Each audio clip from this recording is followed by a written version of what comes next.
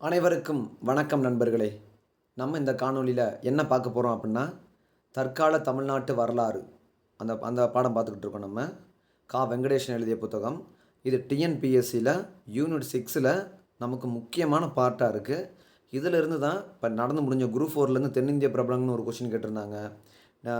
போன வருஷம் குரூப் 1 கொஸ்டினில் வந்து ஆஸ் படுகொலை வழக்கில் முதல் குற்றவாளி நீலகண்ட பிரம்மச்சாரி, இந்த மாதிரி நிறைய கொஸ்டின்ஸ் வந்து எக்ஸாம் பாயிண்ட் ஆஃப் வியூவான கொஸ்டின்ஸ் ஃபுல்லாமே இந்த புத்தகத்தில் தான் கேட்குறாங்க. ஓகேங்களா? ஸோ இந்த புத்தகத்தை நம்ம கண்டிப்பாக வந்து வாசிச்சாகணும். நீங்கள் வாசிக்க முடியலனாலும் இந்த இந்த இந்த வீடியோ 1க்கு 2 தடவை நீங்கள் கேட்டு பார்த்தாலே நீங்கள் உங்களுக்கு நல்லா நின்றுக்கிறோம். இது வந்து உறுதி. ஓகேங்களா? புதிய நண்பர்களாக இருந்தீங்கன்னா நம்ம சேனலை சப்ஸ்கிரைப் பண்ணிக்கோங்க. பெல் சிம்பிளை கிளிக் பண்ணிக்கோங்க. அப்போ தான் நம்ம போடுற வீடியோ நோட்டிஃபிகேஷன் உங்களுக்கு காட்டும். புதிய நண்பர்கள் வந்தீங்கன்னா லைக் பண்ணிக்கோங்க, சப்ஸ்கிரைப் பண்ணிக்கோங்க. இதற்கான பிடிஎஃப் வந்து நம்ம டிஎன்பிஎஸ்சி பிரணீத்தன் டிஎன்பிஎஸ்சி அப்படின்ற டெலகிராம் சேனலில் நான் போட்டிருக்கேன். நீங்கள் அதை போய் ஃபைல்ஸில் போய் பாருங்கள். அப்போ தான் டவுன்லோட் பண்ண முடியும். ஓகேங்களா? டெலகிராம் சேனலில் ஜாயின் பண்ணிக்கிட்டு அதில் போய்ட்டு நீங்கள் ஃபைல்ஸில் போய் பார்க்கணும். ஃபைல்ஸில் போனால் தான் இந்த தற்கால தமிழ்நாட்டு வரலாறு அப்படின்ற டாப்பிக்கில் இருக்கும். 190 MB. ஓகேங்களா? இந்த மொத்தம். ஓகேங்களா? சரி, இன்றைக்கி போய் நம்ம சப்ஜெக்ட்டுக்குள்ளே போவோம். ஒத்துழையாமை இயக்கம். போன கிளாஸில் வந்து ஒத்துழையாமை இயக்கத்தோடு நம்ம அது கொஞ்சம் ஸ்டாப் ஆயிடுச்சு. நம்ம ஒத்துழையாமையத்தையும் திருப்பி நம்ம ஸ்டார்ட் பண்ணுவோம். புதிய நண்பர்களாக இருந்தீங்கன்னா இதுக்கான மற்ற வீடியோவோட லிங்க்கு நான் அதில் கொடுக்குறேன், நீங்கள் பாருங்கள். ஓகே, நான் டிஸ்கிரிப்ஷனில் கொடுக்குறேன். ஒத்துழையாமை இயக்கம் 1920லேருந்து 1922 தமிழ்நாட்டில் ஒத்துழையாமை இயக்கம் சி. ராஜகோபாலாச்சாரியின் தலைமையில் ஆர்வத்துடன் நடத்தப்பட்டது. தமிழ்நாட்டில் ஒத்துழையாமை இயக்கம் யாருடைய தலைமையில் நடத்தப்பட்டது அப்படின்னு கண்டிப்பாக கேட்பாங்க. ஒத்துழையாமை இயக்கத்திற்கான வருடம் வந்து 1920லேருந்து 22 வரைக்கும் இருக்குது. இதில் வந்து யாரோட தலைமையில் நடந்திருக்கு அப்படின்னா ராஜகோபாலாச்சாரி தலைமையில் நடந்திருக்கு. சென்னை பச்சையப்பன் கல்லூரியில் படித்து கொண்டிருந்த அவரது மகன், ரெண்டு பசங்க இருக்காங்க அவருக்கு வந்து மொத்தம். அந்த 2 பசங்க பேர் என்ன அப்படின்னா, ஒரு பையன் பேர் வந்து ராமசாமி, இன்னொரு பையன் பேர் வந்து பார்த்தீங்கன்னா மாநில கல்லூரியில் படித்து கொண்டிருந்த மகன் கிருஷ்ணசாமி. இதான் வந்து அவங்களோட 2 பசங்களோட பேர். கல்லூரியில் அந்த காலேஜிலேருந்து வெளியேற சொல்லிட்டு அவர் என்ன பண்ணுறாரு, கதர் தொண்டில் வந்து நீங்கள் ஈடுபடுங்க அப்படின்னு சொல்கிறாரு. அதுக்காக அவர் வந்து சேலத்துக்கு வந்து அனுப்பி வைக்கிறார் தன்னோட 2 பசங்களையுமே. அவர் பாரிஸ்டர் பட்டம் பெற்றிருந்த வழக்கறிஞர் ஜார்ஜ் ஜோசப் தனது தொழிலை துறந்து ஒத்துழையாமை இயக்கத்தில் சேர்ந்தார். அப்படின்னா இதில் வந்து என்ன சொல்கிறாங்க அப்படின்னா, ஜார்ஜ் ஜோசப்ன்றவர் யார் அப்படின்னா நமக்கு தெரியும், ரோசாப்புத்துறை என்று அழைக்கப்பட்டவர். மதுரை மக்களால் அன்புடன் இவர் கேரளாக்காரர். இவர் ஒத்துழையாமை இயக்கத்தில் சேர்ந்தார். அதனால் தன்னோட வக்கீல் தொழிலை வந்து அவர் வந்து திறந்துட்டாப்ல. சீனிவாச ஐயங்கார் தனது அட்வொகேட் ஜெனரல் பதவியையும் சிஇஐ என்ற பட்டத்தையும் துறந்தார். அப்படின்னா சீனிவாச ஐயங்கார்ன்றவர் என்ன பண்ணுறாரு அப்படின்னா, தனது அட்வொகேட் என்ற பட்டத்தையும் சிஇஐ அப்படின்ற தனது பட்டத்தையும் வந்து திறக்கிறாப்புல. சிஇஐ அப்படின்ற பட்டத்தையும் திறக்கிறாப்புல. வஉசி சிதம்பரம் பிள்ளை ஒத்துழையாமை இயக்கத்தை ஆதரிக்காவிட்டாலும் அப்படின்னா கண்டிப்பாக கேட்பாங்கப்பா. வஉசி ஒத்துழையாமை இயக்கத்தை ஆதரித்தாரா? வஉசி ஒத்துழையாமை இயக்கத்தை ஆதரிக்கவில்லை. இது ரொம்ப முக்கியமான கொஸ்டின். வஉசி ஒத்துழையாமை இயக்கத்தை ஆதரிக்கவில்லை. இதை நோட் பண்ணிக்கோங்க. தனது வக்கீல் தொழிலை துறந்து, அப்படின்னா வஉசி வக்கீல் தொழில் பார்த்துக்கிட்டு இருந்தாப்புல. வக்கீல் தொழிலை துறந்து இலக்கிய பணியில் ஈடுபட்டார். அப்படின்னா ஒத்துழையாமை இயக்க காலகட்டத்தில் வக்கீல் தொழிலை துறந்து இலக்கிய பணியில் ஈடுபட்டார். மெய்யறிவு, மெய்யடம், ஜேம்ஸ் ஆலனின் புத்தகத்தை மொழிபெயர்த்து அகமேபுரம், மனம்போல் வாழ்வு என்ற 2-3 புத்தகத்தை எழுதியிருக்காப்புல. சென்னை என்.எஸ். வரதாச்சாரி, எஸ். ராமநாதன் ஆகிய இளம் வழக்கறிஞர்கள் நீதிமன்றம் செல்வதை நிறுத்திவிட்டனர். ஓகேங்களா? அவங்க வழக்கறிஞர்கள் வந்து நீதிமன்றம் போகிற ஸ்டாப் பண்ணிட்டாங்க. முஸ்லீம்களில் சிலர் தாங்கள் வகித்த மாஜிஸ்ட்ரேட் உத்தியோகங்களை உதறித்தள்ளினர். சில பேர் மாஜிஸ்ட்ரேட்ன்ற பட்டமே வேணான்ட்டாங்க. 1920 நடக்கம் இருந்த மாநில சட்டமன்ற புறக்கணிப்பு பிரச்சாரத்தில் தமிழ்நாட்டு காங்கிரஸ்காரர்கள் தீவிரமாக ஈடுபட்டனர். அப்படின்னா 1920 நடக்கம் இருந்த மாநில சட்டமன்ற புறக்கணிப்பு வந்து நடைபெறுது. அதில் வந்து என்ன பண்ணுறாங்க, தமிழ்நாட்டு காங்கிரஸ்காரர்கள் வந்து தீவிரமாக ஈடுபடுறாங்க. தேர்தலில் போட்டியிட வேணாம், வேட்பாளர்களையும் மீறி போட்டியிடுபவருக்கு ஆதரவளிக்க வேண்டாம் என்று வாக்காளர்களையும் அவர்கள் வேண்டிக் கொண்டனர். அவங்க என்ன சொல்கிறாங்கன்னா, நம்ம தேர்தலை புறக்கணிக்கிறோம், சப்போஸ் யார் வந்து வேட்பாளர்கள் நின்றாங்க அப்படின்னா அவங்கள நம்ம ஆதரவு தெரிவிக்க வேணாம் அப்படின்னு சொல்கிறாங்க. ராஜகோபாலாச்சாரியும் ராஜனும் திருச்சி, கோயம்புத்தூர், சேலம் மாவட்டங்களில் சூறாவளி சுற்றுப்பயணம் மேற்கொண்டனர். அப்படின்னா இவங்க வந்து சூறாவளி சுற்றுப்பயணம் மேற்கொள்கிறாங்க. யார் யார் சூறாவளி சுற்றுப்பயணம் மேற்கொள்கிறா அப்படின்னு பார்த்தோம்னா, ராஜனும் ராஜகோபாலாச்சாரி கோயம்புத்தூர், சேலம் மாவட்டங்களில் சூறாவளி சுற்றுப்பயணம் மேற்கொள்கிறாங்க. சென்னையிலும் திருச்சியிலும் காங்கிரஸ் கிளாபத் தொண்டர்கள் தேர்தல் புறக்கணிப்பு முயற்சியில் ஈடுபட்டனர். எங்கெங்கே ஈடுபடுறாங்க அப்படின்னா தேர்ச்சி, திருச்சி. ஆனால் அவங்க திருச்சி, கோயம்புத்தூர், சேலம் மாவட்டத்தில் சூறாவளி சுற்றுப்பயணம் மேற்கொள்கிறாங்க. சென்னையிலையும் திருச்சியிலையும் காங்கிரஸ் கிளாபத் தொண்டர்கள் தேர்தல் புறக்கணிப்பு முயற்சியில் இறங்கினர். இதன் விளைவாக 24 தேசியவாதிகள் தேர்தலில் விலகி கொண்டனர். 24 பேர் கிட்டத்தட்ட எத்தனை பேர் அப்படின்னா 24 பேர் வந்து தேசியவாதிகள் தேர்தலேருந்து விலகிக்கிறாங்க. 24 தேசியவாதிகள் தேர்தலேருந்து விலகி கொண்டனர். எனினும் 1920 நவம்பர் 30ஆம் தேதி நடைபெற்ற தேர்தலில் சென்னை மாநில சட்டமன்றத்துக்கான 98 இடங்களில் 63 இடங்களை நீதி கட்சி கைப்பற்றியது. அப்படின்னு இந்த கேள்வி எப்படி கேட்பாங்க? 1919 மாண்டேக ஜேம்ஸ் போர்டு சீர்திருத்தத்தின் அடிப்படையில் 1920 எலெக்ஷன் நடைபெறுகிறது. அந்த 1920 வந்து நீதி கட்சி வெற்றி பெற்றது. எந்த கட்சி வெற்றி பெற்றது? நீதி கட்சி வெற்றி பெற்றது. நீதி கட்சி எத்தனை இடங்களில் வெற்றி பெற்றது? 98க்கு 63 இடங்களில் வெற்றி பெற்றது. ரொம்ப முக்கியமானது. தமிழ்நாட்டை பொறுத்தவரை ஓகேங்களா, தமிழ்நாட்டை பொறுத்தவரை சட்டமன்ற புறக்கணிப்பு வெற்றி பெறவில்லை. அப்படின்னு அந்த கேள்வி எப்படி கேட்பாங்க? தமிழ்நாட்டை பொறுத்தவரை சட்டமன்ற புறக்கணிப்பு வெற்றி பெறவில்லை. தமிழ்நாட்டில் ஒத்துழைப்பு அமைப்பிற்கு வஉசி ஆதரவு தரவில்லை. தமிழ்நாட்டில் வந்து பார்த்தோன்னா ஒத்துழைப்பு காங்கிரஸ்கார கிளாபு தொண்டர்கள் வந்து 1920 வந்து பார்த்தோன்னா 1920 வந்து எலெக்ஷனுக்கு வந்து ஒத்துழைப்பு தரல. இந்த மாதிரி விஷயங்கள்லாம் நடக்கிட்டு இருக்கு.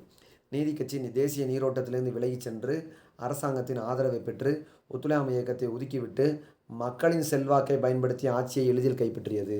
என்ன பண்ணியிருக்கு? நீ மக்களோட ஆதரவை எளிதில் கைப்பற்றியது. 1921 ஜனவரி 10ஆம் தேதி சென்னை வருகை தந்த கானட் கோமகனை புறக்கணித்தனர். 1921 ஜனவரி மாதம் 10ஆம் தேதி சென்னைக்கு வருகை தர்றாரு. யார் வருகை தர்றா? கானாட் கோமகன் அப்படின்ற ஒருத்தர் வருகை தர்றாரு. அவரை தமிழ்நாட்டு காங்கிரஸ்காரர்கள் புறக்கணிக்கிறாங்க. ஓகேங்களா? சென்னை நகரின் மூலை முடுக்குகளிலெல்லாம் கோமகன் புறக்கணிப்பு பிரச்சாரமும் மும்மரமாக நடைபெற்றது. ஏன்னா எல்லா பக்கத்தும் மும்மரமாக நடைபெறுது. இவரை வந்து புறக்கணிச்சே ஆகணும்னு சொல்லி மும்மரமாக நடைபெறுகிறது. நகரில் வந்து பார்த்தோன்னா பூரண அர்தால் நடைபெற்றது, கடையடைப்பு நடைபெற்றது. அன்று மாலை சென்னை கடற்கரை கூட்டத்தில் பல்லாயிரக்கணக்கான மக்கள் கலந்து கொண்டு கானட் கோமனது வருகைக்கு எதிர்ப்பு தெரிவித்தனர். நிறைய பேர் வந்து அந்த 1921 ஜனவரி 10 கானட் கோமகனை வந்து அவர் வர வேணாம் அப்படின்னு எதிர்ப்பு தெரிவிக்கிறாங்க. எப்படி ஒருத்தர் தலைவர் வர்றாங்க அப்படின்னா கருப்பு கொடி காமிச்சோம்னா அவரை நீங்கள் வர்றது எங்களுக்கு பிடிக்கலை அப்புறம் கேட்பாங்கல்ல என்ன காரணம் சொல்லி. அதனால் அன்று மாலை சென்னை கடற்கரை கூட்டத்தில் பல்லாயிரக்கணக்கான வந்து வருகைக்கு எதிர்ப்பு தெரிவித்தனர். கடற்கரையின் மற்றொரு பகுதியில் நீதி கட்சியின் செல்வாக்கின் கீழ் இருந்த சென்னை மாநகராட்சியின் சார்பாக கானட் கோமகனுக்கு வரவேற்பு அளிக்கப்பட்டது. ஆனால் நீதி கட்சிக்காரங்க என்ன பண்ணியிருக்காங்க? அவங்களுக்கு வரவேற்பு கொடுத்துருக்காங்க. அப்படின்னா கானட் கோமகனை வந்து தமிழ்நாட்டு காங்கிரஸ்காரர்கள் வரவேற்றனரா? இல்லை, புறக்கணித்தனர். நீதி கட்சியினர் புறக்கணித்தனரா? இல்லை, நீதி கட்சியினர் வரவேற்றனர். நீதி கட்சியினர் வரவேற்றனர், காங்கிரஸ்காரர்கள் புறக்கணித்தனர். இப்படி தான் நம்ம படிக்கணும் இதை வந்து. ஓகேங்களா? ஓகே. அதுக்கப்புறம் வந்து பார்த்தோம்னா 2 நாட்களுக்கு பின்னர் சென்னை மாநில புதிய சட்டமன்ற கூட்டத்தை துவக்கி வைத்து உரையாற்றினார் கோமகன். அப்போனா 1919 மாண்டேக் ஜேம்ஸ் போர்டு சீர்திருத்தத்தின் அடிப்படையில் 1920 எலெக்ஷன் நடைபெறுகிறது. அந்த 1920 எலெக்ஷனில் நீதி கட்சி 98க்கு 63 இடங்கள் ஜெயிக்கிறாங்க. அதுக்கு வந்து பார்த்தோம்னா யார் உரையை துவக்கி வைக்கிறார்? மாநில புதிய சட்டமன்ற கூட்டத்தை துவக்கி வைத்து உரையாற்றினார் கோமகன். இப்போ நம்ம வந்து பார்க்குறோம் குடியரசுத் தலைவர் வந்து முதல் உரையாற்றுறாரு. சட்டமாக 86, சிறப்பு உரையாற்றுறாரு 87. சேம் இதே மாதிரி தான் ஆளுநர் ஆற்றுவாப்பில். அதே மாதிரி தான் இது இங்கேருந்து ஸ்டார்ட் ஆகுது. உங்களுக்கு புரியுதுன்னு நினைக்கிறேன் நான். அதுக்கப்புறம் வந்து பார்த்தோம், எனினும் ராஜகோபாலாச்சாரியின் தலைமையில் செயல்பட்ட தமிழ்நாடு காங்கிரஸ் கானட் கோமகனது சென்னை வருகையை வெற்றிகரமாக புறக்கணித்தது என்றே கூற வேண்டும். அப்படின்னா தமிழ்நாடு காங்கிரஸ்காரங்க கானட் கோமகனது வருகையை புறக்கணித்தனர், நீதி கட்சி வரவேற்றது. இதுதான் ரொம்ப முக்கியமானது. அதுக்கப்புறம் பார்த்தோம்னா ஒத்துழையாமை இயக்கத்தின் ஒரு பகுதியாக தொழிலாளர்கள் வேலை நிறுத்தத்தில் ஈடுபட்டனர். இது ரொம்ப முக்கியமானது. ஒத்துழையாமை இயக்கத்தின் ஒரு பகுதியாக தொழிலாளர்கள் என்ன பண்ணியிருக்காங்க? வேலை நிறுத்தத்தில் ஈடுபட்டனர். சென்னை தொழிலாளர் யூனியன் சார்பாக பக்கிங்காம் தொழிற்சாலை தொழிலாளர்கள் வேலை நிறுத்தம் செய்தனர். சென்னை தொழிலாளர் யூனியன் சார்பாக பக்கிங்காம் தொழிற்சாலை தொழிலாளர்கள் வேலை நிறுத்தம் பண்ணியிருக்காங்க. எங்கள் சென்னை தொழிலாளர் யூனியன் சார்பாக. ஓகேங்களா? மீண்டும் வேலையில் சேர சென்ற 800க்கும் மேற்பட்ட ஆதி திராவிட தொழிலாளர்கள் தாக்கப்பட்டனர். திருப்ப என்ன பண்ணியிருக்காங்க? ஒரு 800 ஆதி திராவிடர்கள் வந்து குடும்ப கஷ்டத்துக்கு வந்து திருப்பி வேலைக்கு போய் பார்த்துருக்காங்க. ஆனால் அவங்க வந்து தாக்குதலுக்கு உள்ளப்படுத்துகிறாங்க. அவரது குப்பங்கள் தீக்கிரையாக்கப்பட்டது. 1921 ஜூன் 27 அவங்க குப்பங்கள் தீக்கிரையாக்கப்பட்டது. தமிழ்நாட்டின் பல பகுதியில் கள்ளுக்கடைகள் அது கள்ளுக்கடைகள் இது பண்ணியிருக்காங்க, திறந்து விட்டுருக்காங்க. கோயம்புத்தூர், சேலம், தென்னார்காடு ஆகிய மாவட்டங்களில் கள்ளுக்கடை மறியல் தீவிரமாக நடைபெற்றது. அப்போ ஒத்துழையாமை இயக்கத்தின் போது கள்ளுக்கடை மறியல் வந்து எங்கே தீவிரமாக நடைபெற்றது அப்படின்னா கோயம்புத்தூர், சேலம், தென்னார்காடு ஆகிய மாவட்டங்களில் கள்ளுக்கடை மறியல். இப்போலாம் அந்த கள்ளுக்கடை மறியல் அப்போ தான் வந்து காந்தி சொல்லியிருப்பார், நம்ம படிச்சிருப்போம். கள்ளுக்கடை மறியல் வந்து ஸ்டாப் பண்ணுறது என்னோட கையில் கிடையாது. ஈரோட்டில் இருக்க 2 பெண்மணிகள், அந்த 2 பெண்மணிகள் யார் என்று நீங்கள் கமெண்ட் செய்யுங்கள். அந்த 2 பெண்மணிகள் யார்? அந்த 2 பெண்மணிகள் ஒரு தலைவரோட முக்கியமான உறவுகளாக இருக்காங்க. அந்த கள்ளுக்கடை மறியலில் ஈடுபட்ட அந்த 2 பெண்மணிகள் பேரை நீங்கள் கமெண்ட் பண்ணுங்கள். ஓகேங்களா? தமிழ்நாட்டின் பல பகுதியில் கள்ளுக்கடை மறியல் திறக்கப்பட்டன, தீவிரமாக நடைபெற்றது. மறியலில் பலாத்காரமும் பயன்படுத்தப்பட்டது. ஓகேங்களா. தடை உத்தரவை மீறியதால் நூற்றுக்கணக்கானோர் கைது செய்யப்பட்டனர். நிறைய வேலை பார்த்துருக்காங்க இந்த மாதிரி. காந்தியடிகள் துவக்கிய ஒத்துழையாமை இயக்கத்தில் ராஜபாளையம் பெரும் பங்கேற்றது. அப்படின்னா காந்தியடிகள் இயக்கிய காந்தியடிகள் துவக்கிய ஒத்துழையாமை இயக்கத்தில் பெரும் பங்காற்றியது எது? காந்தியடிகள் இயக்கிய ஒத்துழையாமை இயக்கத்தில் பெரும் பங்காற்றியது ராஜபாளையம். ஓகேங்களா. காந்தியடிகள் இயற்றிய பெரும் பங்காற்றியது என்னது? ராஜபாளையம். அதுக்கப்புறம் வந்து பார்த்தோன்னா சுயாட்சி இயக்கத்தில் பங்கேற்ற நகர தலைவர்கள் ஒத்துழையாமை இயக்கத்திலும் தீவிரமாக ஈடுபட்டனர். அப்படின்னா தன்னாட்சி இயக்கத்தில் இருக்கிற ஆட்களும் என்ன பண்ணியிருக்காங்க? ஒத்துழையாமை இயக்கத்திலையும் பார்ட்டிசிபேட் பண்ணியிருக்காங்க. திருச்சியில் நடைபெற்ற 25வது சென்னை மாகாண காங்கிரஸ் மாநாட்டின் பல பிரதிநிதிகள் இவ்வூரிலிருந்து சென்று கலந்து கொண்டனர். எந்த ஊர்லேருந்து? ராஜபாளையத்திலிருந்து 25வது திருச்சியில் நடைபெற்ற 25வது சென்னை காங்கிரஸ் மாநாட்டில் ராஜபாளையத்தில் நிறையா பேர் போயிருக்கதா சொல்கிறாங்க. காந்தியில் துவக்கிய ஒத்துழையாமை இயக்கம் ராஜபாளையத்தில் பெரும் பங்காற்றியது. இந்த கேள்வி கண்டிப்பாக கேட்பாங்கப்பா. ஒத்துழையாமை இயக்கத்தில் வந்து பார்த்தோம்னா ராஜபாளையம் பெரும் பங்காற்றியது. ரொம்ப முக்கியமானது. சண்டமார்ந்த பிரசங்கம் எஸ். சத்யமூர்த்தி வருகை இந்நகர் மக்களிடையே உற்சாக பிரவாகத்தை ஏற்படுத்தியது. சண்டமார்தம் என்று அழைக்கப்பட்டவர் தேவர். சண்டமார்தம் என்ற இதழ் நடத்தியவர் கண்ணதாசன். சண்டமார்ந்த பிரசங்கம் அப்படின்னு அழைக்கப்பட்டவர் யாருன்னா எஸ். சத்யமூர்த்தி, காமராஜரோட அரசியல் குரு. ஐபி அரங்கசாமி ராஜா, பிஎஸ் சின்ன வெங்கடராஜா, ஓகேங்களா. ஐபி அரங்கசாமி ராஜா, பிஎஸ் சின்ன வெங்கடராஜா, பெருமாள் ராஜா, அழகுராஜா ஆகியோர் நாக்பூர் காங்கிரஸ் மாநாட்டில் கலந்து கொண்டாங்க. 1920ஆம் ஆண்டு வந்து பார்த்தோம்னா யார் யார் கலந்துக்கிறா? 1920ஆம் ஆண்டு சேலம் நாக்பூர் காங்கிரஸ் மாநாடு விஜயராகவாச்சாரி தலைமையில் நடைபெறும். அதில் அரங்கசாமி ராஜா, சின்ன வெங்கடராஜா, பெருமாள் ராஜா, அழகுராஜா, ஆகான்னு வருதா? அழகுராஜா, அரங்கசாமி ராஜா, சின்ன வெங்கடராஜா, பெருமாள் ராஜா, எல்லாமே ராஜா தான். ஓகேங்களா. அழகுராஜா, அரங்கசாமி ராஜா, சின்ன வெங்கடராஜா, பெருமாள் ராஜா. வெங்கட்டுக்கு இன்னொரு பேர் பெருமாள், வெங்கட்ராமனுக்கு பெருமாள். ஓகேங்களா. வைணவத்தில் தானே சொல்கிறாங்க, அதனால். ஓகே. 1920 அம்மாநாட்டில் கலந்து கொண்டு திரும்பியோர் இந்நகரில் காங்கிரஸ் இயக்கத்தை பலப்படுத்தினர். அந்த மாநாட்டில் கலந்துக்கிட்டு திரும்ப வந்தவங்க என்ன பண்ணுறாங்க? இந்நகரில் காங்கிரஸ் இயக்கத்தை பலப்படுத்துகிறாங்க. ஏன்னா 1920ஆம் ஆண்டு காங்கிரஸ் மன்றத்தில் யார் தலைவராக இருக்கா? சேலத்து சிங்கம் விஜயராகவாச்சாரி, தமிழ்நாட்டு தீவிரவாதியின் தந்தை விஜயராகவாச்சாரி, அவர் தான் இருக்கார். ஐபி அரங்கசாமி ராஜா வரலாற்று சிறப்பு மிக்க என்ன பண்ணுறாரு? ஐபி அரங்கசாமி ராஜா வரலாற்று சிறப்பு மிக்க 1920க்கு அப்புறம் ஐபி அரங்கசாமி ராஜா வரலாற்று சிறப்புமிக்க கதர் இயக்கத்துக்கு ராஜபாளையத்திற்கு உறுதியான அடித்தளம் அமைத்து கொடுத்தார். ஆனால் கதர் இயக்கத்துக்கு ராஜபாளையத்தில் வந்து உறுதியான அமைச்சு கொடுத்தவர் யார்? ரொம்ப முக்கியமானது இந்த பாயிண்ட். 1920 அடுத்து பாருங்களேன். ஐபி அரங்கசாமி ராஜா வரலாற்று சிறப்புமிக்க கதர் இயக்கத்திற்கு ராஜபாளையத்தில் உறுதியான அடித்தளம் அமைத்து கொடுத்தார். அப்போ நான் ராஜபாளையத்தில் உறுதியான அடித்தளம் அமைத்து கொடுத்தவர் யார்? கதர் இயக்கத்திற்கு அரங்கசாமி ராஜா. அரங்கசாமி ராஜா கதர் இயக்கத்துக்கு எந்த ஊரில் அடித்தளம் அமைத்து கொடுத்தார்? ராஜபாளையத்தில் அமைத்து கொடுத்தார். ஒத்துழையாமை இயக்கத்தில் பெரும் பங்காற்றியது எந்த ஊர்? ராஜபாளையம். இந்த ராஜபாளையம் 25வது மாகாண காங்கிரஸ் மாநாடு திருச்சி நடைபெறப்ப பெரும்பானவர்கள் ராஜபாளையத்தில் தான் கலந்துக்கிட்டாங்க. ஓகேங்களா. அதுக்கப்புறம் பார்ப்போமா? அதுக்கப்புறம் அதற்காக அவர் சிறை தண்டனை பெற்றார். அவரும் அவரது சகாக்களும் மேற்கொண்ட முயற்சியின் விளைவாக ராஜபாளையம் கை சர்க்கார் நூல் தொழிற்சாலை துவக்கப்பட்டது. அப்படின்னா ராஜபாளையம் கை சர்க்கார் தொழிற்சாலை எப்பொழுது தொடங்கப்பட்டது? ராஜபாளையம் கை சர்க்கார் நூற்கும் தொழிற்சாலை எப்பொழுது தொடங்கியிருக்காங்க? இவரால் தான் தொடங்கப்பட்டது. ஐபி அரங்கசாமி ராஜாவால் தான் ராஜபாளையம் கை சர்க்கார் நூற்கும் தொழிற்சாலை துவங்கப்பட்டது. கதரின் பெருமை பற்றிய பிரச்சாரம் செய்யப்பட்டது. அப்படின்னா கதரின் பெருமை பற்றி ராஜபாளையத்தில் பிரச்சாரம் பண்ணியிருக்காங்க ஐபி அரங்கசாமி ராஜா மூலமாக. இப்பிரச்சார பிரசுரங்கள் விடுதலை இயக்க நீரோட்டத்தில் கலந்தது. பிஎஸ் குமாரசாமி ராஜா துவக்கிய விவசாயிகள் சங்கம் கிராமங்களில் தேசிய உணர்வை பரப்பியது. அந்த கேள்வி எப்படி கேட்பாங்க? விவசாயிகள் சங்கம் என்ற அமைப்பை துவங்கியவர் யார்? விவசாயிகள் சங்கம் அப்படின்ற அமைப்பை துவங்கியவர் யார்? விவசாயிகள் சங்கம் அப்படின்ற துவங்கியவர் யார் என்றால் விவசாயிகள் சங்கம் கிராமங்களில் தேசிய உணர்வை பரப்பியது. விவசாயிகள் சங்கம் கிராமங்களில் தேசிய உணர்வை பரப்பியது. ஸ்ரீவில்லிபுத்தூர் தாலுகாவில் நடைபெற்ற அரசியல் மாநாடு கிராமங்களில் காங்கிரஸ் கமிட்டிகள் அமைய காரணமாக இருந்தது. ஆனால் கிராமங்களில் காங்கிரஸ் கமிட்டிகள் அமைய காரணமாக இருந்தது என்னது? ஸ்ரீவில்லிபுத்தூர் தாலுகாவில் நடைபெற்ற அரசியல் மாநாடு. 1922ஆம் ஆண்டு மார்ச் மாதம் 18ஆம் தேதி காந்தியடிகள் கைது செய்யப்பட்டதை அடுத்து ராஜபாளையத்தில் அரசியல் கொந்தளிப்பு ஏற்பட்டது. எஸ். சீனிவாச ஐயங்கார் ராஜபாளையத்தை சுய ராஜபாளையம் என்று வர்ணித்தால் வியப்பில்லை என்று கூறுகிறார். அப்படின்னா ராஜபாளையத்தை சுய ராஜபாளையம் என்று சொன்னவர் யார் அப்படின்னா எஸ். சீனிவாச ஐயங்கார். ஓகேங்களா. விவசாயிகள் சங்கம் தொடங்கினவர் யார்?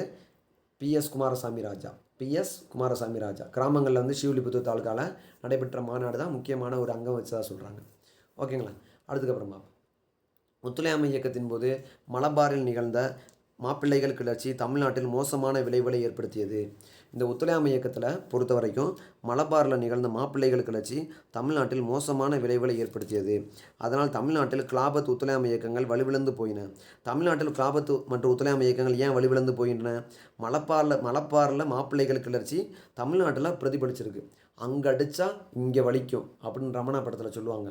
அதே மாதிரி மலப்பாரில் நடந்த மாப்பிள்ளை கிளர்ச்சி, ஓகேங்களா, மலப்பாரில் நடந்த மாப்பிள்ளை கிளர்ச்சி தமிழ்நாட்டில் மோசமான விளைவுகளை ஏற்படுத்தியது. அதனால் தமிழ்நாட்டில் கிலாபத் ஒத்துழையாமை இயக்கங்கள் வலுவிழந்து போயின. இந்த கொஸ்டின் அப்படியே கூட்டலில் வைப்பாங்கப்பா. தமிழ்நாட்டில் கிலாபத் மற்றும் ஒத்துழையாமை இயக்கங்கள் ஏன் வலுவிழந்து போயின? ஒத்துழையாமை இயக்கத்தின் போது மலபாரில் நிகழ்ந்த மாப்பிள்ளைகள் கிளர்ச்சியால் தான் வலுவிழந்து போயின. முஸ்லிம்களின் வன்முறைக்கு அஞ்சிய தமிழ்நாட்டு இந்துக்கள் ஒத்துழையாமை இயக்கத்தினின்றும் ஒதுங்கி கொள்ள துவங்கினர். திருச்சியில் பலப்பட்டிருந்த இந்து முஸ்லிம் ஒற்றுமை பலமற்று போயிற்று. மதுரை மாநகராட்சி உறுப்பினர்கள் காந்திக்கு கொடுக்கவிருந்த வரவேற்பை கைவிட்டனர். வேலூரில் முஸ்லிம்களுக்கிடையே பதட்ட நிலை ஏற்பட்டது. மாப்பிள்ளைகள் கிளர்ச்சியில் கலங்கப்பட்டு போன ஒத்துழையாமை இயக்கத்தை மேலும் தொடர வேண்டுமென ராஜகோபாலாச்சாரி சந்தேகித்தார். திருப்பி ஸ்டார்ட் பண்ணணுமா அப்படின்னு சொல்லி ராஜகோபாலாச்சாரி என்ன பண்ணியிருக்காரு, யோசிச்சிருக்காரு. 1921 செப்டம்பர் மாதம் தமிழ்நாட்டு வருகை தந்த காந்தி இந்து முஸ்லீம் ஒற்றுமை கேள்விக்குறியாக இருந்ததை காண தவறவில்லை. இயக்கம் எவ்வாறு உருவெடுக்குமோ என்ற அச்சம் மக்களிடையே பரவலாக காணப்பட்டதாக குறிப்பிட்டார் காந்தி. அப்படின்னா ஒத்துழையாமை இயக்கத்தின் போது மலப்பாரில் 1921 காலகட்டத்தில் மாப்பிள்ளைகள் கிளர்ச்சி நடைபெறுகிறது. அது கிலாபத் மற்றும் ஒத்துழையாமை இயக்கத்தின் வலுவிழந்து போயின. இந்துக்களுக்கு முஸ்லீம்களுக்கு பெரிய ஒரு மனக்கசப்பு ஏற்படுது. அவங்களுக்கு ஒற்றுமை குலையுது. திருச்சியில் குலையுது. வேலூரில் சண்டை போடுறாங்க. பதட்ட நிலை ஏற்படுது. அவங்கள திருப்பி ஸ்டார்ட் பண்ணணுமான்னு சொல்லி ராஜகோபாலாச்சாரி யோசிக்கிறாரு. 1921 காந்தி தமிழ்நாட்டுக்கு வர்றப்ப இந்து முஸ்லீம் என்ன இப்படி பிரிஞ்சு கிடக்கிறாங்களேன்னு சொல்லி திருப்பி உருவெடுக்குமா அப்படின்னு சொல்லி அவர் சந்தேகிக்கிற அளவுக்கு போயிடுச்சு இந்த விஷயம். மலப்பார் மாப்பிள்ளைகள் கிளர்ச்சியை தொடர்ந்து ஒத்துழையாமை இயக்கத்தை ஒடுக்க தீர்மானித்த சென்னை அரசாங்கம் யாகூப் காசன் கைது செய்யப்பட்டார். என்ன பண்ணுறாங்க? யாகூப் காசனை கைது பண்ணுறாங்க. யாகூப் காசன் மட்டும் கைது ஆகலை, அவரோட சேர்ந்து இன்னும் சில பேர் கைது ஆகிறாங்க. அது யார் அப்படின்னு சொல்லி பார்த்தோம்னா, யாகூப் காசனோட சேர்ந்து அப்துல் மஜித் ஷார் அப்படின்றவர் கைதாகிறாரு. தமிழ்நாடு பத்திரிகை ஆசிரியர் யார், வரதராஜலு கைதாகிறாரு. தேசபக்தன் ஆசிரியர் குழுவினர் ஆகியோரும் கைது செய்யப்பட்டனர். ஓகேங்களா? அப்போனா அந்த மலப்பார் கிளர்ச்சியை தொடர்ந்து ஒத்துழையாமை இயக்கத்தை ஒடுக்க தீர்மானித்த சென்னை அரசாங்கம் யாகூப் காசன், அப்துல் மஜித் ஷார், தமிழ்நாடு பத்திரிகை ஆசிரியர் வரதராஜலு, தேசபக்தன் ஆசிரியர் குழுவினர், தேசபக்தன் நமக்கு தெரியும் திருவிக்கான்னு சொல்லி, ஆனால் ஆசிரியர் குழுவினர் டோட்டலாக கைது பண்ணுறாங்க.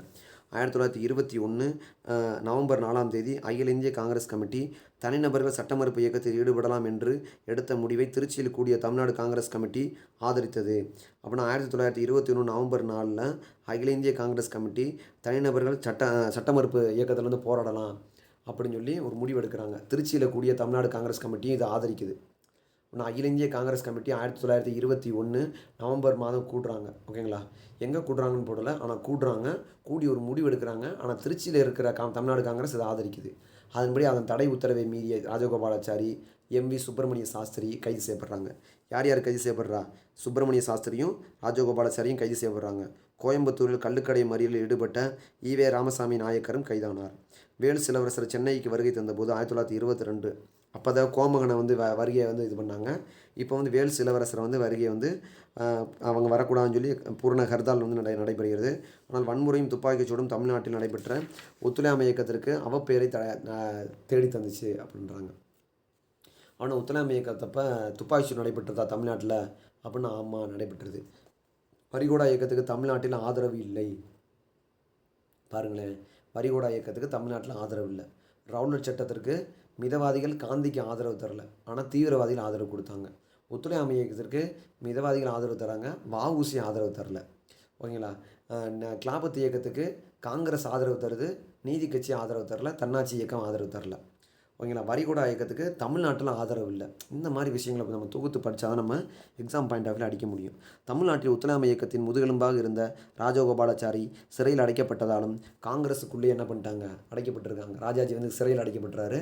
காங்கிரஸுக்குள்ளேயே பலருக்கு ஒத்துழையாமை இயக்கத்தில் நம்பிக்கையின்மையாலும் நீதி கட்சி பொதுமக்களிடையே செல்வாக்கு பெற்று ஆட்சியை கைப்பற்றி அரசாங்கத்தை ஆதரித்ததாலும் தமிழ்நாட்டில் ஒத்துழையாமை இயக்கம் எதிர்பார்த்த அளவுக்கு வெற்றி தரல. ஓகேங்களா? தமிழ்நாட்டில் ஒத்துழையாமை இயக்கம் எதிர்பார்த்த அளவுக்கு வெற்றி தரல. சௌரி சௌரா வன்முறை நிகழ்ச்சி 1922 பிப்ரவரி 4 அடுத்து காந்திய ஒத்துழையாமை இயக்கத்தை விலக்கி கொண்டார். அந்த சௌரி சௌரா 1922 ஒத்துழையாமை இயக்கத்துக்கு காந்தி என்ன பண்ணுறாரு, விலக்கிக்கிறாரு. இதை வேணாம், இது சரிப்பட்டு வராதுன்னு சொல்லி ஒத்துழையாமை இயக்கத்தை விலக்கிக்கிறாரு. ஓகேங்களா? அடுத்து பார்ப்போம் சுயராஜ்ய கட்சி. சுயராஜ்ய கட்சியை பொறுத்த வரைக்கும் 1923 டு 26 சுயராஜ்ய கட்சி. சுயராஜ்ய கட்சி வேறு, சுயாட்சி குழுன்றது வேறு, தன்னாட்சி குழுன்றது வேறு, சுயமரியாதை இயக்கம்ன்றது வேறு. மூணுமே குழப்பிடக்கூடாது, மூணுமே சுயன்னு வர்றதுனால.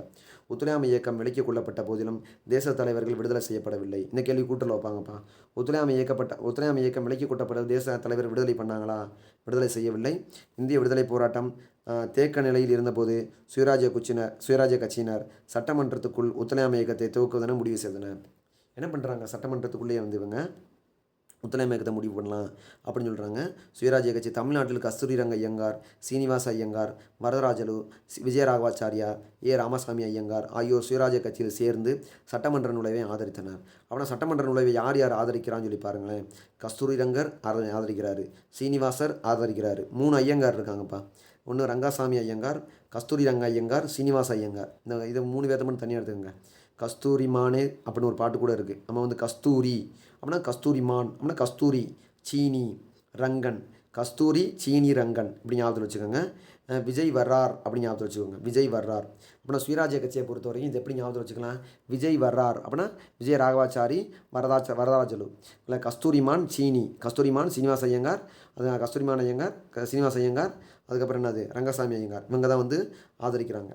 1923 நவம்பர் 13 நடைபெற்ற மத்திய சட்டமன்றத்தில் ஆக்சுவலி சுயராஜ்ய கட்சியை தொடங்கினவங்க யார் அப்படின்னா சிஆர் தாஸுவும் மோதிலால் நேருவும், தமிழ்நாட்டில் வந்து சத்தியமூர்த்தியும் சீனிவாச ஐயங்காரும். ஓகேங்களா? இதில் வந்து பார்த்தோன்னா 1923 நவம்பர் 13 நடைபெற்ற மத்திய சட்டமன்ற தேர்தலில் தமிழ்நாட்டிலிருந்து 1923 நவம்பர் 13 நடைபெற்ற மத்திய சட்டமன்ற தேர்தலில் தமிழ்நாட்டிலிருந்து தேர்ந்தெடுக்கப்பட்ட சுயராஜ்ய கட்சியினருள் சத்தியமூர்த்தி, ராமசாமி ஐயங்கார், ஆர்.கே. சண்முக செட்டியார், என் சீனிவாச ஐயங்கார் ஆகியோர் குறிப்பிடத்தக்கவர்கள். தமிழ்நாட்டிலும் தேர்ந்தெடுக்கப்பட்டிருக்காங்க. சென்னை மாநில சட்டமன்ற தேர்தலில் சுயராஜ்ய கட்சி 41 இடங்களை, ஓகேங்களா, 41 இடங்களை பெற்றாலும் கூட அமைச்சரவை அமைக்க மறுத்துவிட்டது. சென்னை சுயராஜ்ய கட்சி ஜெயிச்சிருக்காங்க 41 இடங்களில். அதனால் டாக்டர் பி சுப்பராயன், கருப்பு குதிரை டாக்டர் பி சுப்பராயன் தலைமையில் சுயாட்சி அமைச்சரவை குழு அமைக்கப்பட்டது. சுயராஜ்ய கட்சியும் நீதி கட்சியும் எதிர்கட்சிகளாக செயல்பட வேண்டியதாயிற்று. ஓகேங்களா? சுயராஜ்ய கட்சி நீதி கட்சியும் அகேன்ஸ்டா. ஓகேங்களா? ஆனால் சுப்பராமனே நீதி கட்சியிலேருந்து வந்தவர் தான். ஓகேங்களா? இரட்டை ஆட்சியை தோற்கடிக்க நோக்கத்தோடு சுயராஜ்ய கட்சி நீதி கட்சியுடன் சேர்ந்து சுயாட்சி அமைச்சரவை குழு என்ன பண்ணியிருக்காங்க? கவிழ்க்கும் முயற்சியில் ஈடுபட்டது. தமிழ்நாட்டில் சுயராஜ்ய கட்சியினரால் இரட்டை ஆட்சியின் தீமைகளை எடுத்துக்காட்ட முடிந்தது வழிய அதை சீரழிக்க முடியவில்லை. அப்படின்னா சுயராஜ்ய கட்சி என்ன பண்ணுது? இரட்டை ஆட்சியோட குறைபாடுகளை எடுத்து சொல்லுதே தவிர்த்து அதை என்ன பண்ண முடியலை, அதை வந்து சரி பண்ண முடியலை. இரட்டை ஆட்சியின் முரண்பாடுகளால் இந்திய சுயராஜ்ய கட்சியினர் புயலில் சிக்கிய படகென திசை தப்பி தமிழ்நாட்டு அரசியலில் மறைந்தனர். அப்படின்னா வந்து சுயராஜ்ய கட்சியை தொடங்கினது வந்து மோதிலால் நேரு, சிஆர் தாஸ் 1923. 25 கட்சி இல்லாமல் போயிடுது. ஓகேங்களா? இதுக்கடையில் வந்து தமிழ்நாட்டில் வந்து சத்தியமூர்த்தி, சீனிவாசனார்.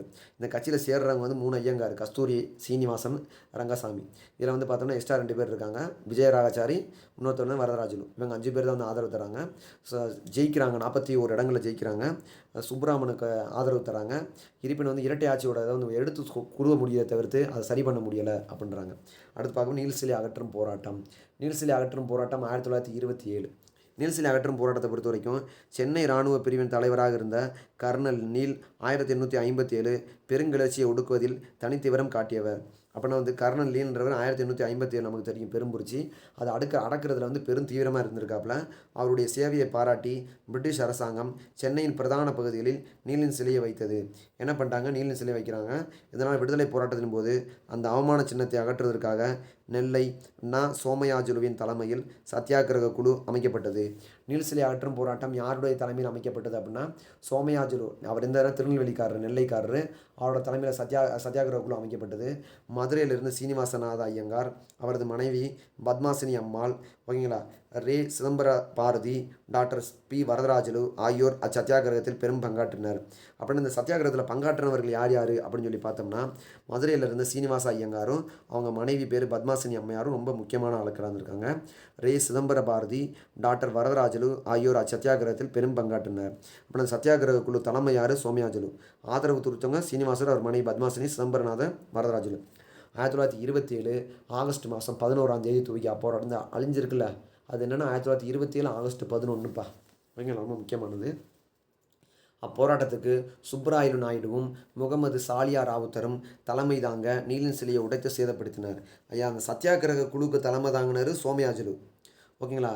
நீலின் சிகரைய இந்த போராட்டத்துக்கு சுப்பராயலு முகமது சாலியாவும் தான் தலைமை தாங்கி நீலின் சிலையை சேதப்படுத்தியிருக்காங்க. இதெல்லாம் நம்ம மைண்டில் வச்சுக்கோங்க. அவர்கள் கைது செய்யப்பட்டு 6 மாத காலம் கடுங்காவல் தண்டனை விதிக்கப்பட்டது. ஆகஸ்ட் மாதம் துவக்கப்பட்ட நீல்சிலை சத்தியாகிரகம் டிசம்பர் மாதம் வரை தொடர்ந்தது. இந்த நீல்சிலை போராட்டம் வந்து எது வரைக்கும் தொடர்ந்துருக்கு? ஆகஸ்ட் மாதம் தொடங்கப்பட்ட நீல்சிலை சத்தியாகிரகம் டிசம்பர் மாதம் வரைக்கும் போயிருக்கு. தமிழ்நாட்டின் பல மாவட்டங்களில் இருந்தும் தொண்டர்கள் சென்னைக்கு வந்து அப்போராட்டத்தில் கலந்து கொண்டனர். சோமயாஜுலு, குடியாத்தம் சாமிநாத முதலியார், பன்ருட்டி எஸ்.ஏ. வேதநாயக ஐயா ஆகியோர் முறையே தளபதிகளாக இருந்து நீல்சிலை சத்தியாகிரகத்தை நடத்தி கைதாகி கடும் தண்டனையை பெற்றனர். இதில் யார் யார் கைதாகிருக்கா அப்படின்னு சொல்லி பார்த்தோம்னா, ஆகஸ்ட் மாதம் 11ஆம் தேதி தொடங்கினது. August, September, October, November, December 5 மாதம் நடைபெறுகிறது. பல மாவட்டங்கள்லேருந்து நிறைய பேர் வராங்க, சென்னைக்கு வராங்க, போராட்டத்தில் கலந்துக்கிறாங்க. சோமயாஜுலு, குடியாத்தம் பகுதியிலிருந்து பார்த்தோம்னா சாமிநாத முதலியார், பன்ருட்டியிலிருந்து எஸ்.ஏ. தேவநாயக ஐயா ஆகியோர் முறையே தளபதிகளாக இருந்து நீல்சிலை சத்தியாகிரகத்தை நடத்தி கைதாகி கடுந்தண்டனை பெற்றனர். நாகாபுரியில் நடைபெற்ற தேசிய கொடிப்போர் எங்கன்னா நாகாபுரியில் நடைபெற்ற தேசிய கொடிப்போர், பர்தோலியில் நடைபெற்ற வரிகோடா இயக்கம், கேரளத்தில் நடைபெற்ற வைக்கம் சத்தியாகிரகம் ஆகியவற்றுக்கு இணையானதாக இருந்தது சென்னையில் நடைபெற்ற நீல் சத்தியாகிரகம் என புகழாரம் சூட்டுகிறார் மாப்போ சிவஞானம். இது எப்படி சொல்கிறாங்க அப்படின்னா, இந்த நீல்சிலை 1857 நடைபெற்றது. இந்த நீல்சிலை அகற்றும் போராட்டம், அதாவது நீல்சிலை அகற்றுறது யார் அப்படின்னா 1857 பெரும்புரட்சியில் வந்து ரொம்ப பேடாக நடந்துக்கிட்டே வந்து அந்த நீல்ன்றவன் அவனுக்கு சென்னையில் வந்து நிறைய சிலைகள் வைக்கிறாங்க. அதனால் நெல்லையிலிருந்து சோமயாஜுலு தலைமையில் சத்தியாகிரக குழு ஒன்று புறப்படுது. மதுரையிலேருந்து சீனிவாச ஐயங்கார், அவர் மனைவி பத்மாசினி அம்மையாள், வரதராஜலு, ஓகேங்களா, அதுக்கப்புறம் நிறைய பேர் சிதம்பர பாரதி இவங்கெல்லாம் கலந்துக்கிறாங்க. இப்போராட்டத்துக்கு 1927 ஆகஸ்ட் 11 சுப்பராயலு தலைமை, முகமது சாலியா ராவுத்தர் தலைமை தாங்கி சிலையை உடைக்கிறாங்க. இதில் பல இடங்கள்லேருந்து கலந்துக்கிறாங்க. சோமயாஜுலு, குடியாத்தம் பகுதியை சேர்ந்த சாமிநாத முதலியார், பன்ருட்டியை சேர்ந்த எஸ்.ஏ. தேவநாயக ஐயா இவங்க கலந்துக்கிட்டு நீல்சிலை அகற்றும் கடும் தண்டனை பெற்றுறாங்க. இந்த போரை வந்து மாப்போ சிவஞானம் எப்படி சொல்கிறாரு அப்படின்னா, நாகபுரியில் நடைபெற்ற தேசிய கொடிப்போர், பர்தோலியில் நடைபெற்ற வரிகோடா இயக்கம், கேரளாவில் நடைபெற்ற வைக்கம் சத்தியாகிரகம் இதுக்கு இணையானதாக அதை கருதலாம் அப்படின்றாங்க. இது ஒரு 3ஓடு ஒப்பிடுறாரு மாப்போ சிவஞானம். மயிலாப்பூர் பொன்னுச்சாமி சிவஞானம், சால்வக்குப்பம், ஆயிரமலுக்கு சால்வம் குப்பம், சென்னையில் பிறந்தவர், சென்னைக்காரர் தான் அவர். ஓகே, அடுத்து பார்க்க சைமன் குழு புறக்கணிப்பு. 1927 டு 1929 சைமன் குழு புறக்கணிப்பு. 1928 பிப்ரவரி 3 சைமன் குழு பம்பாயில் வந்திறங்கியது. சைமன் குழு எப்பொழுது வந்திறங்குது அப்படின்னா 1928 பிப்ரவரி 3 சைமன் குழு பம்பாயில் வந்திறங்கிய போது அதை எதிர்த்து இந்தியாவெங்கிலும் அறுதால் அனுசரிக்கப்பட்டது. சென்னையில் நடைபெற்ற பிரம்மாண்டமான ஆர்ப்பாட்டத்தை கலைக்க போலீசார் துப்பாக்கி பிரயோகம் செய்ததில் 3 பேர் இறந்துடுறாங்க. ஓகேங்களா. பிரகாசம், முத்துரங்க முதலியார், பக்தாச்சலம் ஆகியோர் தடியடிக்க ஆளாயினர். திருவல்லிக்கேணி ஜார்ஜ் டவுனின் நிலைமையை சமாளிக்க இராணுவம் அழைக்கப்பட்டது. சைமன் குழு சென்னைக்கு வந்தபோது சைமனே திரும்பிப்போ என்ற முழக்கம் எழுந்தது. சைமனே திரும்பிப்போ அப்படின்ற முழக்க குழுவுக்கு எதிராக கருப்பு கொடி காட்டப்பட்டது. கண்டன ஊர்வலமும் கடற்கரை கூட்டமும் நடைபெற்றன. நிறைய வேலை பார்த்துருக்காங்கப்பா. ஓகேங்களா. கண்டன ஊர்வலமும் கடற்கரை கூட்டம் நடைபெற்றன. சைமன் குழுவுக்கு அளிக்கப்பட்ட அரசாங்க வரவேற்பில் டாக்டர் பி. சுப்ராயன் கலந்து கொண்டதை கண்டித்து அவரது அமைச்சரவையிலிருந்து ரங்கநாத முதலியாரும் ஆரோக்கியசாமி முதலியாரும் பதவி விலகினர். ரங்கநாதனும் ஆரோக்கியசாமியும் விலகிறாங்க. சைமன் குழு மீண்டும் சென்னைக்கு வந்தபோது 1930 பிப்ரவரி 29 தீவிரமாக புறக்கணிக்கப்பட்டது. சைமன் குழு வருகையால் தமிழ்நாட்டில் பிரிட்டிஷ் ஆட்சி மீதிருந்த அதிருப்தியும் வெறுப்புணர்ச்சியும் அதிகரிக்கவே செய்தன. சைமன் குழு வந்ததுனால தமிழ்நாட்டில் பிரிட்டிஷ் ஆட்சிக்கு வந்து எதிர்ப்பும் அவங்க மேலே வந்து ஒரு அதிருப்தியும் தான் ஏற்பட்டிருக்கு. சுப்பராயன் வந்து அவர் கலந்துக்கிட்டதுனால அவரோட அமைச்சர் வந்து ரங்கநாதரும் ஆரோக்கியசாமி பதவி விலகிட்டாங்க. தடியடிக்கு ஆளானவங்க முத்துரங்க முதலியாரும் பக்தாச்சலமும் பிரகாசமும் ஒரு 3 பேர் வந்து இறந்துடுறாங்க. ஜார்ஜ் டவுனில் வந்து 1927 டு 29 சைமன் குழு வந்து பார்த்தோம்னா இராணுவத்தையும் இறக்கியிருக்காங்க. 1928 பிப்ரவரி 3 சைமன் குழு பம்பாயிலாம் ஃபஸ்ட்டு வந்து இறங்குது. ஓகேங்களா. அதுக்கப்புறம் பூரண சுதந்திர சபதத்தை பொறுத்த வரைக்கும் 1927 சென்னையில் நடைபெற்ற காங்கிரஸ் கூட்டத்தில் தான் முதன்முறையாக பூரண சுதந்திரமே இந்தியாவின் குறிக்கோள் என அறிவிக்கப்பட்டது. ஆனால் பூரண சுதந்திரமே இந்தியாவின் குறிக்கோள் என எப்பொழுது அறிவிக்கப்பட்டதுன்னா 1927 சென்னையில் நடைபெற்ற காங்கிரஸ் மாநாடு தான். அடுத்த ஆண்டு கல்கத்தாவில் நடைபெற்ற காங்கிரஸ் கூட்டத்தில் மக்கள் பூரண சுதந்திரத்தில் பிரச்சாரத்தில் ஈடுபட வேண்டும் என்றும் 1929 இறுதிக்குள் இந்தியாவுக்கு டொமினியன் அந்தஸ்து வழங்கப்படாவிட்டால் காங்கிரஸ் பூரண சுதந்திரம் கோரி போராடலாம் என்று தீர்மானம் நிறைவேற்றப்பட்டது. தமிழ்நாட்டில் ராஜகோபாலாச்சாரி மீண்டும் அரசியலில் தீவிரமாக ஈடுபடலானார். தொடக்கப்படவிருந்த போராட்டத்துக்கு மக்களை தயார்படுத்த தமிழ்நாடு முழுவதும் சுற்றுப்பயணம் செய்தார் அவர். தமிழ்நாட்டில் வந்து இந்த பூரண பூர்ண சுதந்திர சபதத்துக்காண்டி சுற்றுப்பயணம் பண்ணவர் யாருன்னா ராஜகோபாலாச்சாரி. 1930 ஜனவரி 26 தேசமெங்கும் பூர்ண சுதந்திர நாள் கொண்டாடப்பட்ட போது தமிழ்நாட்டில் ஒவ்வொரு குடும்பத்திலும் ஊர்தோறும் அந்நாள் கொண்டாடப்பட வேண்டும் என்று என்ன பண்ணியிருக்காங்க, பத்திரிகையில் வேண்டுகோள் விடுத்தார் ராஜகோபாலாச்சாரி. அப்புறம் அது ஃபுல்லாத்தையும் பத்திரிகையில் அவர் வேண்டுகோள் விடுக்கிறார். ராஜகோபாலாச்சாரி என்ன பண்ணுறாரு, நீங்கள் சுதந்திர நாளாக கொண்டாடுங்க. மதுரையிலிருந்து அவரும் அவரது பரம பக்தருமான வைத்தியநாத ஐயரும் என்ன பண்ணுறாங்க, அக்கூட்டத்தில் பங்கு கொண்டனர். சென்னையில் தேசிய கொடி ஏற்றப்பட்டது.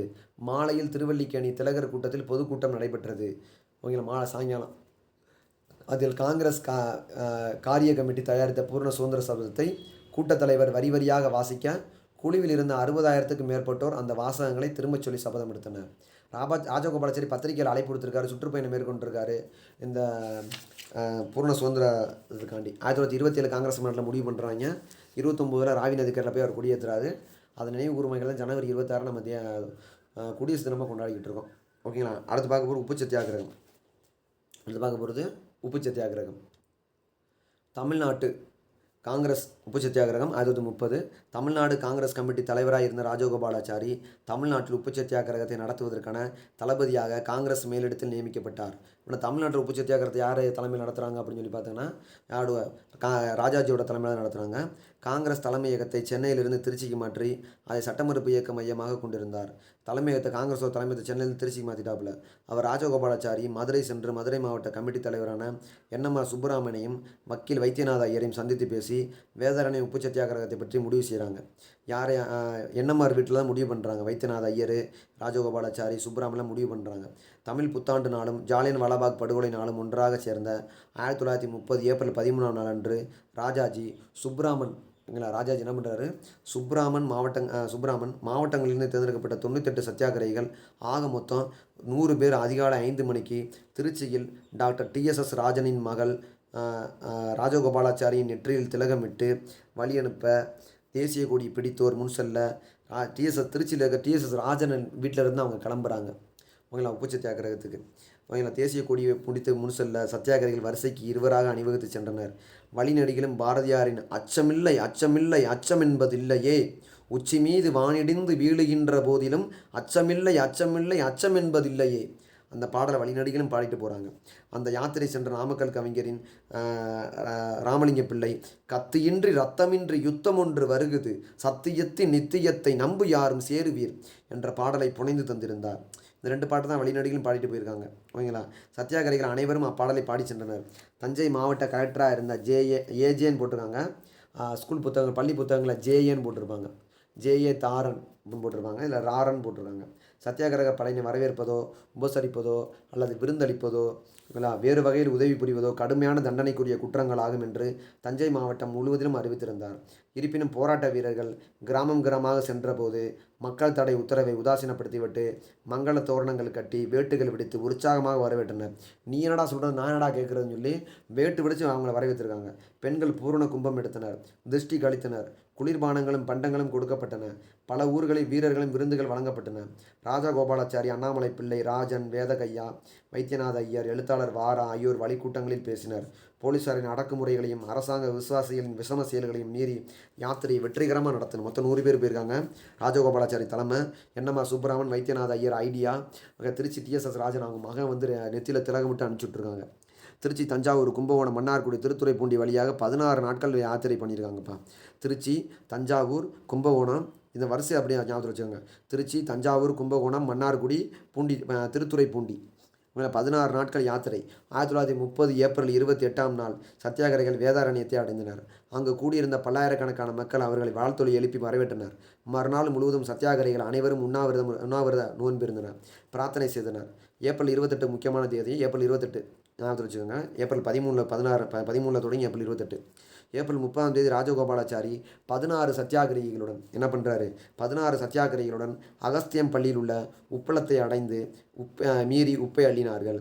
எங்கே போயிருக்காப்புல, அகஸ்தியம் பள்ளியில் உள்ள உப்பளத்தை அள்ளுறாங்க. 16 சத்தியாகிரகிகளோட 100 பேர் போகிறாங்க. 16 சத்தியாகிரகி. ராஜகோபாலாச்சாரி மட்டும் கைது செய்யப்பட்டார். அவருக்கு பின் சந்தானம், மட்டப்பாறை வெங்கட்ராம ஐயர், சுப்பிரமணிய ஐயர், ராமச்சந்திரன் ஆகியோர் உப்பு சத்தியாகிரகத்துக்கு தலைமை தாங்கி சட்டத்தை மீறி சிறை சென்றனர். வேதாரண்ய உப்பு சத்தியாகிரகம் 1½ மாத காலம் நீடித்தது. வேதாரண்ய உப்பு சத்தியாகிரகம் எத்தனை மாதம் நீடித்தது?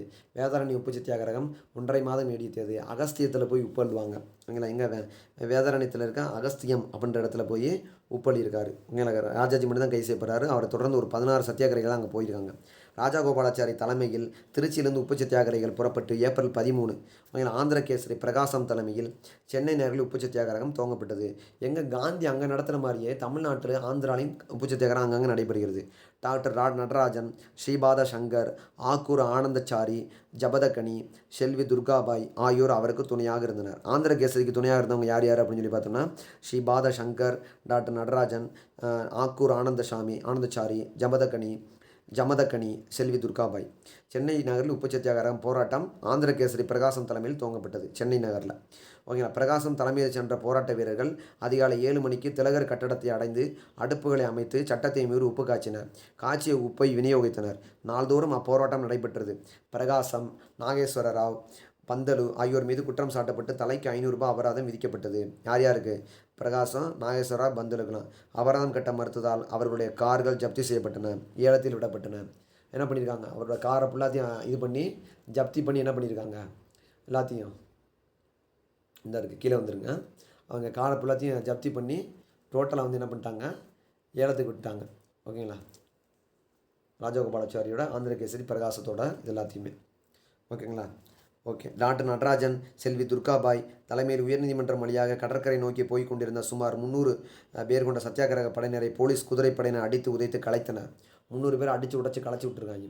சென்னை அருகே இருந்த சோழிங்கபுரத்தில் சங்கர் ஐயரும் முனுசாமி முதலியாரும் உப்பு சத்தியாகிரகம் செய்து தண்டனை பெற்றனர். சோழிங்கபுரத்தில் போய் சங்கரன்ற ஐயரும் முனுசாமியும். வேதாரண்யம், சென்னை, சோழிங்கபுரம் மட்டுமின்றி மதுரை, தூத்துக்குடி, கடலூர், ஈரோடு, நெல்லை, திருச்சி ஆகிய நகரங்களிலும் உப்பு சத்தியாகிரகம் நடைபெற்றது. மதுரையில் கடலே இல்லையே அப்படின்னு நினைக்கலாம். மதுரைன்னு சொல்கிறாங்க. மதுரை, தூத்துக்குடி, கடலூர், ஈரோடு, நெல்லை, திருச்சியில் நடைபெற்றது. ஓகேங்களா? அதில் கலந்து கொண்ட ஆயிரக்கணக்கானோர் சிறை தண்டனர். தமிழ்நாட்டில் பரபரப்பும் விழிப்புணர்ச்சியும் ஏற்பட்டன. இது பார்த்தீங்கன்னா உப்பு சத்தியாகிரகத்தை பற்றியான விஷயங்கள். உப்பு சத்தியாகிரகம் அரசாங்கத்தின் அடக்குமுறை. 1930 மே மாதம் 5ஆம் தேதி காந்தி கைது செய்யப்பட்டு ஏர்வாடா சிறையில் அடைக்கப்பட்டதை அடுத்து தேசம் முழுவதும் அறுதால் அனுசரிக்கப்பட்டது. சென்னை நகரிலும் தமிழ்நாட்டின் பிற நகரங்களிலும் கடையெடுப்பும் வேலைநிறுத்தமும் நடைபெற்றன. சென்னை கடற்கரையில் 4 மேடைகள் போட்டு கண்டன சொற்பொழிவு அழுத்தப்பட்டன. சென்னை மாநில சட்டமன்ற நியமன உறுப்பினரான திருமதி முத்துலட்சுமி ரெட்டி காந்தி கைது செய்யப்பட்டதை கண்டித்து தனது பதவியை உதறி தள்ளினார். என்ன பண்ணிட்டாங்க? இந்த அம்மா தனது பதவியை வேணாண்டான்ருச்சு. மதுரை பாஸ்கர சேதுபதி இயற்றிய காந்தியோ பரம ஏழை சன்னியாசி என்ற பாடல் நாடக நடிகை கே.பி. சுந்தரம்மாவால் பாடப்பட்டது. அப்பாடல் இசைத்தட்டு தமிழ்நாட்டின் மூலை முடுக்கெல்லாம் எதிரொலித்தது. தமிழ்நாட்டின் மூலை முடுக்கெல்லாம் காந்தியோ பரம ஏழை சன்னியாசி அப்படின்ற பாடல் மூலை முடுக்கெல்லாம் எதிரொலிக்குது. ஓகேங்களா? சட்டமறுப்பு போராட்டம் தீவிரப்படுத்தப்பட்டதை அடுத்து அரசாங்கத்தின் அடக்குமுறையும் கட்டவிழ்த்துவிடப்பட்டது. சென்னை ஜைனா பஜாரில் அந்நிய துணி கடைகளுக்கு முன் மறியல் செய்த சத்தியாகிரகிகள் அத்துமீறி தாக்கப்பட்டனர். தமிழ்நாட்டின் பல பகுதிகளில் நடைபெற்ற பொதுக்கூட்டங்களுக்கும் ஊர்வலங்களுக்கும் பலாத்காரமாக கலைக்கப்பட்டன. வம்படியாக அதை கலைச்சி விட்ருக்காங்க. பல்வேறு நகரமன்றங்களிலும் என்ன பண்ணியிருக்காங்க? பல்வேறு நகரமன்றங்களிலும் நகர ஜில்லா போர்டுகளிலும் பஞ்சாயத்துகளிலும் அடக்குமுறையை கண்டித்து தீர்மானங்கள் நிறைவேற்றப்பட்டன. சட்டவிரோத பேச்சுக்காக ராஜகோபாலாச்சாரி கைது செய்யப்பட்டார். சத்தியமூர்த்தி, பாஷ்யம், ஐயங்கார், வி.ஏ. சுந்தரம் ஆகியோர் சிறை தண்டனை பெற்றனர். யார் யார் சிறை தண்டனை பெற்றிருக்கா? ராஜகோபாலாச்சாரி, சத்தியமூர்த்தி, பாஷ்யம், ஐயங்கார். மதுரை கல்லூரி மாணவர் விடுதியில் போலீசார் புகுந்து தடியடி பிரயோகம் நடத்தினர். கோவை நகரில் டவுன்ஹால் திடலில் நடத்தப்பட்ட காங்கிரஸ் பொதுக்கூட்டம் போலீசாரால் கலைக்கப்பட்டது. வால்பாறையில் எஸ்.ஆர். வரதராஜலு நாயுடு, என்.எஸ். ராமசாமி ஐயங்கார் ஆகிய தொழிற்சங்க தலைவர்கள் பேசவிருந்த பொதுக்கூட்டம் தடை செய்யப்பட்டிருந்தது. கூட்டத்துக்கு ஏற்பாடு செய்தவர்கள் போலீசாரால் தாக்கப்பட்டனர். சட்டமறுப்பு போராட்டத்தில் விஷயங்கள் இதெல்லாம் நடந்திருக்கு. அங்கங்கே நடைபெற்றதாக இருந்துச்சு. அது ஆங்கிலேயர்கள் எவ்வாறு அடக்குனாரா சொல்கிறாங்க. இது எக்ஸாம் பாயிண்ட் ஆஃப் எப்படி கேட்கலாம் அப்படின்னா, வால்பாறையில் ஆர்.எஸ். வரதராஜனும் எஸ்.என். ராஜராவும் கோவை டவுன்ஹால் ரோடில் நடத்தப்பட்ட ஒரு பொதுக்கூட்டத்தை இது பண்ணியிருக்காங்க. சத்தியமூர்த்தி, பாஷ்யம், ஐயங்கார்லாம் கைது பண்ணியிருக்காங்க. இதுதான் முக்கியமானது. ஓகேங்களா? அடுத்து காந்தி 2வது வட்டமேசை மாநாட்டில் கலந்து கொள்ள சென்ற காந்தி வந்து 2வது வட்டமேசை மாநாட்டில் காந்தி இருவின் ஒப்பந்தம் மீறப்பட்டு அரசாங்கம் சட்ட மறுப்பு போராட்ட வீரர்களை பழிவாங்க தொடங்கியது. தமிழ்நாட்டு சிறைக்குள் இருந்த விசாரணை கைதிகள் தடியடிக்கும் கசையடிக்கும் உள்ளாயினர். கள்ளுக்கடை, அந்நிய துணிக்கடை மறியல் தடை செய்யப்பட்டது. பொய் குற்றங்கள் சாட்டப்பட்டு காங்கிரஸ்காரர்கள் கைது செய்யப்பட்டனர். சுய தேவைக்கு உட்படுத்தப்பட்டு என்ன பண்ணியிருக்காங்க, நிறைய விஷயம் வேலையை பார்த்துருக்காங்கப்பா. சுய தேவைக்காக என்ன பண்ணியிருக்காங்க, நிறைய கசடி கொடுத்துருக்காங்க. சுய தேவைக்கு உட்படுத்தப்பட்டு அனுமதிக்கு மறுக்கப்பட்டனர். லண்டனிலிருந்து திரும்பிய காந்தி மீண்டும் சட்டமறுப்பு இயக்கத்தை துவக்கியதால் கைது செய்யப்பட்டார். 1932 ஜனவரி 4 வந்து மீண்டும் சட்டமறுப்பு இயக்கத்தை தொடங்கலான்னு பார்க்குறப்ப 1932 ஜனவரி 4 கைது பண்ணப்படுறாங்க. காந்தி கைதான செய்தி கேட்டு அதிர்ச்சியுற்ற திண்டுக்கல் வெள்ளைச்சாமி பிள்ளை உயிர் நீத்தார். சட்டமறுப்பு இயக்கத்தில் வந்து காந்தி வந்து அடிக்கடி கைதாகிட்டு தான் இருக்காரு. திண்டுக்கல் வெள்ளைச்சாமி எதுக்கு செத்தாருன்னு தெரியல பாவம். திண்டுக்கல் வெள்ளைச்சாமி உயிர் நீத்தார். ஓகேங்களா. சென்னையில் ராஜகோபாலாச்சாரி, சத்தியமூர்த்தி ஆகியோர் கைது செய்யப்பட்டனர். சென்னையில் வந்து ராஜகோபாலாச்சாரி, சத்தியமூர்த்தி சட்டமறுப்பு இயக்கத்தில் கைது செய்யப்படுறாங்க. காங்கிரஸ் காரிய கமிட்டிகள் அனைத்தும் சட்டவிரோதமானவை என்று அறிவிக்கப்பட்டது. அவற்றின் அலுவலகங்கள் மூடப்பட்டன. தமிழ்நாடு முழுவதிலும் காங்கிரஸ் கொடிகளை இறக்கிவிட்டு அவற்றுக்கு பதில் பிரிட்டிஷ் யூனியன் ஜாக் கொடியை ஏற்றினர் போலீஸார். தமிழ்நாடு முழுவதும். ஓகேங்களா. அதுக்கப்புறம் பார்த்தோம்னா காந்தி கைது செய்யப்பட்டதுலேருந்து தொடர்ந்து 6 மாத காலத்திற்கு தமிழ்நாட்டு சட்டமறுப்பு இயக்கம் உப்பு சத்தியாகிரகத்தை விட தீவிரமாக நடைபெற்றது. காந்தி கைது பண்ணதுனால என்ன பண்ணிட்டாங்க, தொடர்ந்து சட்டமறுப்பு இயக்கம் பல இடங்களை நடத்த ஆரம்பிச்சிட்டாங்க. சிறைச்சாலை வந்து நிறைய ஆரம்பிச்சிருச்சு, நிரம்பி வழி தான். 1932 ஜனவரி மாதம் 26ஆம் தேதி சுயராஜ்ய தின கொண்டாட்டத்தின் போது ஓகேங்களா பலர் கைது செய்யப்பட்டனர். திருப்பூரில் தடை உத்தரவை மீறி PS சுந்தரம் தலைமையில் சென்ற ஊர்வலத்தை போலீஸ் அதிகாரி முகமதுவின் தலைமையில் போலீசார் மூர்க்கத்தனமாக தாக்கினர். முகமதுன்றவன் என்ன பண்ணுறேன், 1932 சட்டமறுப்பில் நிறைய பேர் கைது செய்யப்பட்டப்ப அவன் வந்து நிறைய பேர் வந்து பல ஊர்வலமாக போகிறப்ப அவன் அடித்து துன்புறுத்திருக்கான் முகமதுன்றவன். தாக்குதலின் போது திருப்பூர் குமாரசாமியின் மண்டை நொறுக்கப்பட்டது. அதான் ஓகே சார் குமாரசாமி, திருப்பூர் குமரன் கொடியை பிடித்தவரை உயிர் விட்டார் திருப்பூர் கொடிகாத்த குமரன். கோவை மாவட்டத்தில் கணக்கற்ற காங்கிரஸ் பிரமுகர்களின் வீடுகள் சோதனையிடப்பட்டன, பலர் கைது செய்யப்பட்டனர். கோயம்புத்தூரில் இருந்த CA ஐயர் முத்துவும் அவருடைய மனைவி கோவிந்தம்மாவளும் சட்டத்தை மீறியதற்காக கடுங்காவல் தண்டனை பெற்றனர். இந்த CA ஐயர் முத்துவும் அவருடைய மனைவி கோவிந்தம்மாவளும் சட்டத்தை மீறியதற்காக என்ன பண்ணுறாங்க, கடுங்காவல் தண்டனை பெறாங்க. அதே போன்று ஈரோடு MA ஈஸ்வரனும், கூகலூர் KK சுப்பண்ணா கவுண்டரும் தண்டிக்கப்பட்டனர். அந்தந்த சொல்கிறாங்க. திருப்பூரில் நமக்கு தெரிஞ்சது இல்லாமல் திருப்பூர் குமரன் மட்டும்தான். அது மட்டும் இல்லை, கோயம்புத்தூரில் ஐயர் முத்துவும் அவருடைய மனைவி கோவிந்தம்மா. அதே மாதிரி வந்து பார்த்தோம்னா ஈரோட்டில் வந்து ஈஸ்வரனும், கூகலூரில் வந்து சுப்பண்ணாவும், தஞ்சையில் வந்து பார்த்தோன்னா பல சட்டமீறல் குறித்து கைது செய்யப்பட்டனர். விருதுநகரில் காமராஜர் ஜாமீன் கட்ட மறுத்த ஓராண்டு சிறை தண்டனை பெற்றார். விருதுநகர் வந்து காமராஜர் வந்து ஜாமீன் கட்ட மறுத்து ஓராண்டு சிறை தண்டனை. பல மாவட்டங்களிலும் சட்டமீறல் குற்றத்திற்காக பலர் கைது செய்யப்பட்டு தண்டிக்கப்பட்டனர். பல குற்றத்துக்காக என்ன பண்ணுறாங்க, எல்லாருமே கைது செய்யப்பட்டு தண்டிக்கப்பட்டனர். சிறை தண்டனை முடிந்து வெளிவந்தவுடன்